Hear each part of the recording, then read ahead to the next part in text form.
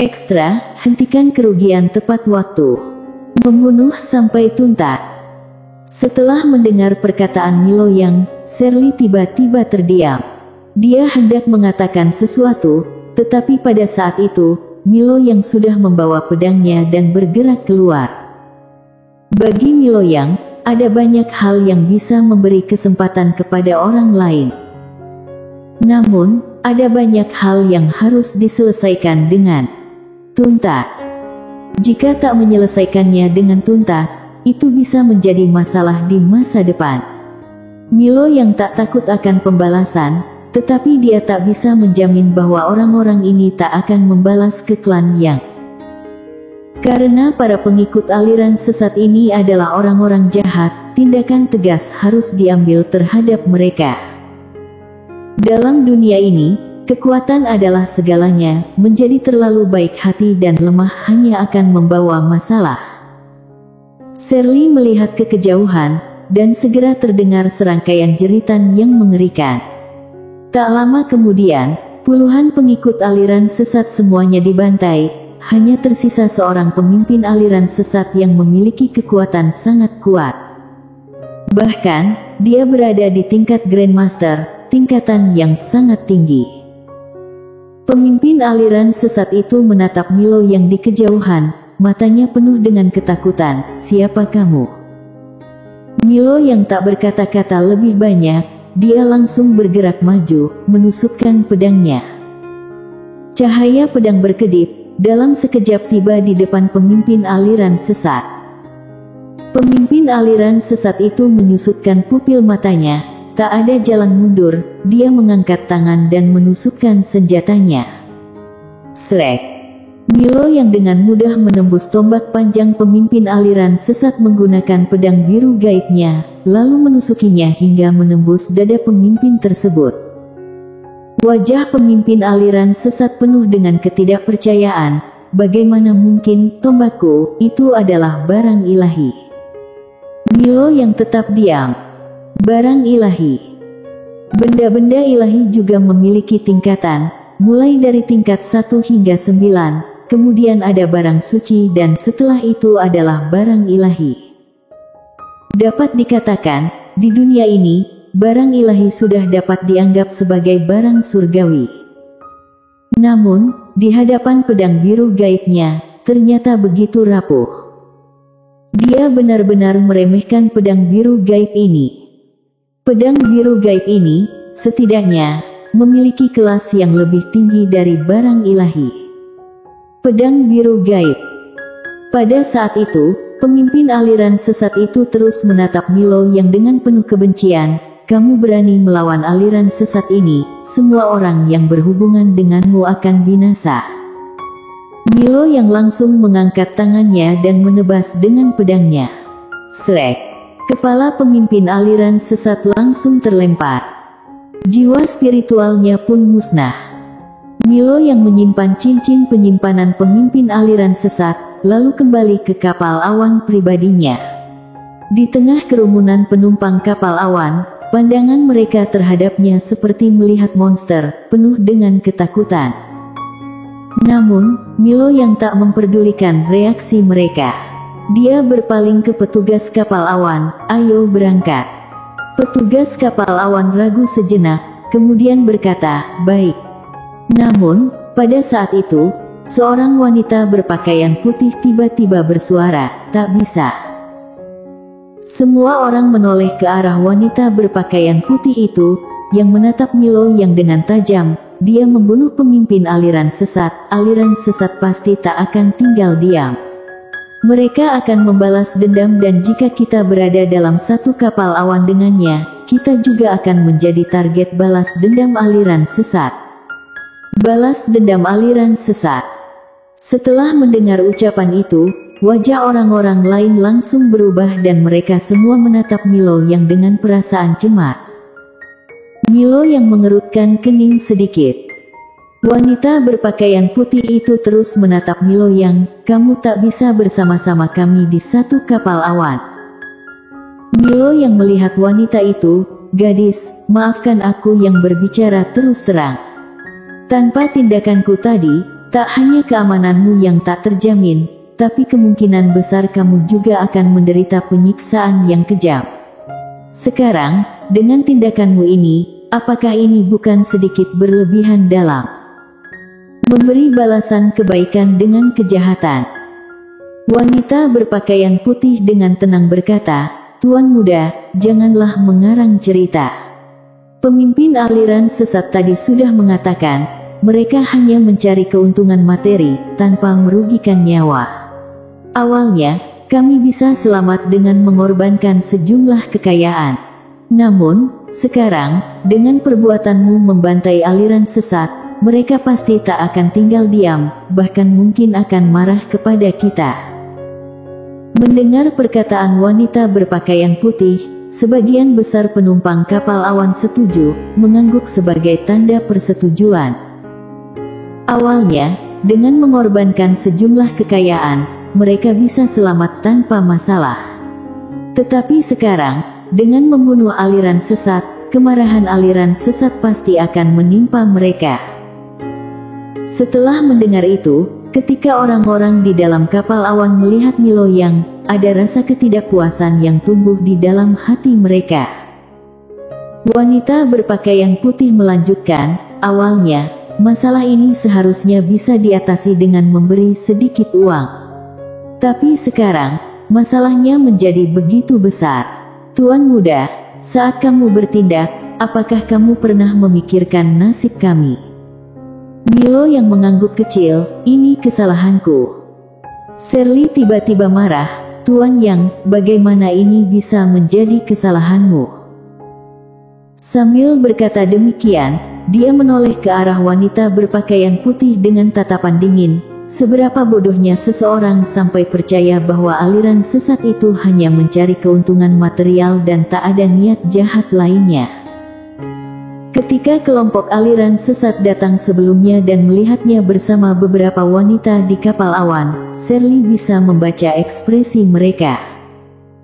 Wanita berpakaian putih dengan suara dingin berkata, "Kamu pasti bersama dengannya, makanya membela dia." Shirley mengernyitkan kening, hendak berkata sesuatu, tetapi pada saat itu, sebuah kapal awan mendekat dari kejauhan. Di atas kapal awan itu, berdiri sekelompok orang yang mengenakan jubah hitam. Mereka semua memiliki tanda merah darah di dada mereka. Melihat adegan ini, ekspresi semua orang di kapal awan seketika berubah. Orang-orang sesat. Milo yang tiba-tiba berkata, "Jangan khawatir, jangan takut, mereka hanya mencari kekayaan, bukan yang lain." Sambil berbicara, dia langsung menarik Shirley yang berdiri di sampingnya dan pergi. Melihat Milo yang dan Shirley pergi, wanita berbaju putih sebenarnya ingin mengatakan sesuatu, tetapi kata-kata itu kembali tertelan. Dia mengangkat kepala, melihat para sesat yang semakin mendekat, kedua tangannya erat bergenggaman, dengan suara pelan berkata, "Hanya mencari kekayaan, bukan yang lain." Orang-orang di kapal awan tiba-tiba menjadi gelisah, dengan tatapan penuh kewaspadaan dan ketakutan. Wanita berbaju putih tiba-tiba berteriak, "Pemuda yang membunuh sesat itu adalah dia seorang kultivator pedang, baru saja pergi." Setelah mendengar itu, para penumpang di kapal awan tiba-tiba sadar, lalu menunjuk ke arah tempat Milo Yang dan Shirley pergi. Dia yang membunuh aliran sesat, baru saja pergi. Pemimpin aliran sesat yang memimpin kelompok ini adalah seorang wanita cantik, berpostur subur, memakai cadar dan memegang sebilah pisau panjang yang bersarung di tangan kanannya. Wanita cantik itu menatap wanita berpakaian putih di depannya yang pucat, matanya dingin. "Wanita ini akan menjadi hadiah untuk kalian." "Oh." Mendengar perkataan wanita cantik itu, kelompok aliran sesat di belakangnya langsung berteriak gembira. Salah satu pria gemuk dengan cepat mendekati wanita berpakaian putih, membuat wajahnya memucat. "Dia yang membunuh aliran sesat, kalian bisa mengejarnya untuk membalas dendam. Dia baru saja pergi, kalian masih bisa mengejar." Seorang pria di samping wanita cantik tiba-tiba berkata, "Bos, kita kejar." Wanita cantik itu melirik pria di depannya dengan dingin. Orang ini bisa membunuh lebih dari 100 orang dalam waktu singkat, bahkan membunuh Komandan Xiao. Orang semacam ini bukan sembarangan orang. Aku datang ke sini untuk bertemu dengannya, melihat apakah kita bisa menjalin hubungan baik, membina karma yang baik. Mendengar perkataan wanita cantik itu, wanita berpakaian putih tiba-tiba merasa seperti dunia ini runtuh di atas kepalanya, berdiri di tempat dengan pikirannya kosong. Wanita cantik itu menatap wanita berpakaian putih di depannya yang wajahnya pucat, dan tertawa dingin. "Pria itu menyelamatkanmu, tetapi kamu justru membalas kebaikan dengan kejahatan. Tak ada sedikit pun rasa persahabatan. Sungguh memalukan bagi kita sebagai perempuan," katanya sambil menoleh ke arah para pengikutnya. "Lakukan sesuka hatimu." Setelah berkata demikian, wanita cantik itu berbalik dan melompat ke udara, mengejar Milo Yang dan Shirley yang telah pergi ke kejauhan. Tak lama kemudian, dari kapal awan terdengar jeritan mengerikan yang satu demi satu. Di sisi lain, setelah Milo Yang dan Shirley pergi, dia mencari 2 ekor kuda di dalam kota, kemudian membeli peta, dan kemudian mereka langsung melarikan diri dari kota, menuju ke arah pegunungan yang luas. Sebenarnya, dia bisa mengendarai pedangnya, tapi masalahnya adalah, mengendarai pedang menghabiskan terlalu banyak energi. Dengan tingkat keahliannya saat ini, dia hanya dapat mengendarai pedang selama setengah jam paling lama. Dan dari sini ke Zhongzhou, setidaknya ada 5 hari perjalanan. Ditambah lagi dengan keberadaan aliran sesat sekarang, dia tak berani menghabiskan energi misteriusnya dengan mengendarai pedang. Setelah berkuda berlari selama 1 jam, mereka tiba di sebuah kuil yang hancur. Saat ini, langit sudah gelap, tak layak untuk terus melanjutkan perjalanan, jadi mereka hanya bisa sementara tinggal di kuil yang hancur itu. Di dalam kuil yang hancur, hanya ada sebuah patung Buddha yang rusak, dengan sekitar bangunan yang hancur dan laba-laba di mana-mana. Keduanya duduk di sekitar api unggun. Shirley melirik Milo Yang di depannya, lalu bertanya, "Tak marah?" Milo Yang sedikit terkejut. Shirley menjelaskan, "Saat di atas kapal awan tadi." Milo Yang tersenyum, marah, tapi bisa dimaklumi. Shirley mengerutkan kening, bisa dimaklumi. Milo Yang dengan tenang berkata, "Manusia, jika tak memikirkan dirinya sendiri, dunia ini akan menghancurkannya.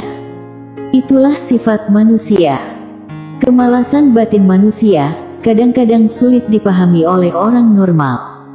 Terkadang, kejahatan batin manusia tak memiliki batas. Shirley menatap Milo Yang, "Jika aku tak berbicara untukmu, kamu tak akan membawaku pergi, benar?"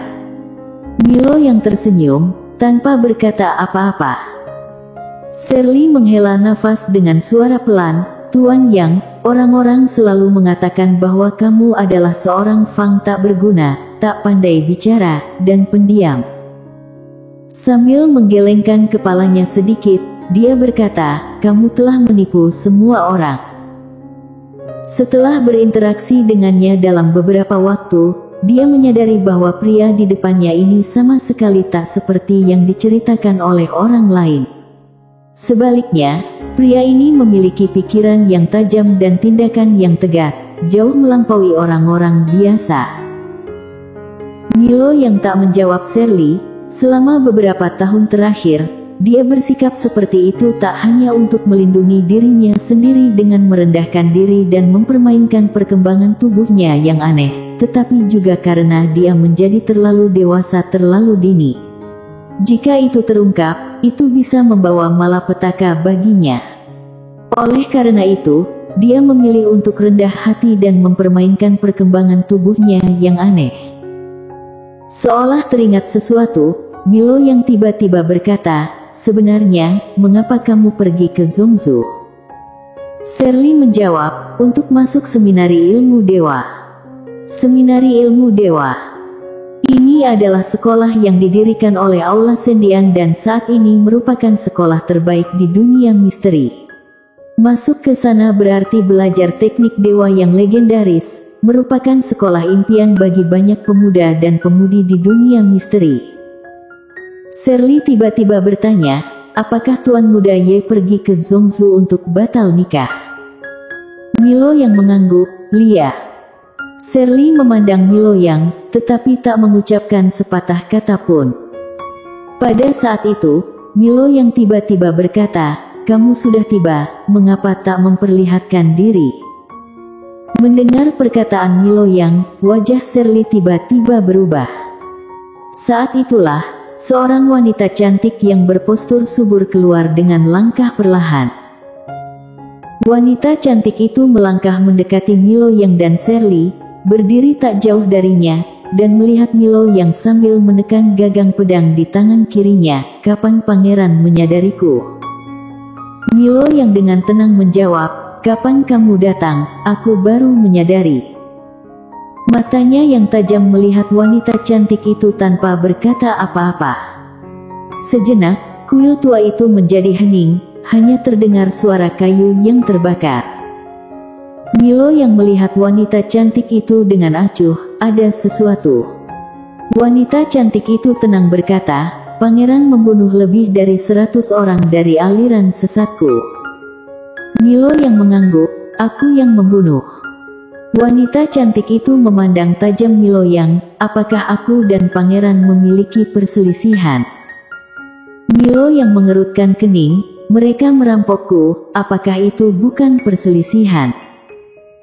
Setelah menatap Milo yang untuk waktu yang lama, wanita cantik itu tersenyum sedikit, "Jadi begitu, bawahanku tak mengerti situasi, menyakiti pangeran, aku minta maaf kepada pangeran." Permintaan maaf. Mendengar kata-kata wanita cantik itu, Shirley yang berada di sampingnya merasa agak terkejut. Apakah wanita sesat ini benar-benar datang hanya untuk meminta maaf? Milo yang menatap wanita cantik di depannya dan dengan tenang berkata, "Pergilah sekarang. Aku memberimu satu kesempatan untuk bergerak, itu saja." Mendengar kata-kata Milo yang, wajah wanita cantik itu seketika menjadi serius. Sebegitu yakinnya. Wanita cantik itu menatap tajam Milo yang, mencoba menemukan sedikit kerentanan di wajah atau mata Milo yang. Namun, dia merasa kecewa. Pria di depannya ini menunjukkan ekspresi yang alami, matanya tenang, dan ketika menatapnya, pandangan yang tenang itu masih disertai dengan sedikit sikap merendahkan. Akhirnya, wanita cantik itu menyerah untuk berbuat sesuatu, tersenyum dan berkata, "Aku sudah mengganggu." Dia tak pergi, melainkan mundur perlahan sambil terus menekan gagang pedangnya. Milo yang tak memperhatikannya, hanya terus membolak-balik sebatang ranting di depan api unggun. Tidak lama kemudian, wanita cantik itu mundur dan kemudian menghilang di kegelapan malam. Setelah berlari beberapa mil, wanita cantik itu akhirnya berhenti. Ketika dia berhenti, belasan pengikut sesat muncul di tengah-tengah mereka. Salah satu dari kelompok sesat itu berkata dengan suara rendah, "Bos, mengapa tadi tak bertindak?" Wanita cantik itu menyipitkan matanya. Pemuda itu baru berusia 15 atau 16 tahun, bisa membunuh 100 orang secara beruntun. Saat dia menghadapiku, dia tahu dengan jelas bahwa di belakangku adalah sesat, tapi dia sama sekali tak takut. Begitu tenang dan percaya diri. Orang seperti ini, entah dia benar-benar hebat atau memiliki orang yang benar-benar hebat di belakangnya. Semua orang menjadi hening. Pemuda di dalam kuil memang menakutkan dengan ketenangannya yang mengerikan. Wanita cantik itu melihat ke arah kuil dengan penuh makna. "Mari kita hentikan masalah ini di sini, kurangi kerugian sebanyak mungkin dan pergi." Setelah berkata demikian, dia menghilang bersama dengan kelompoknya di dalam kegelapan malam. Bersambung.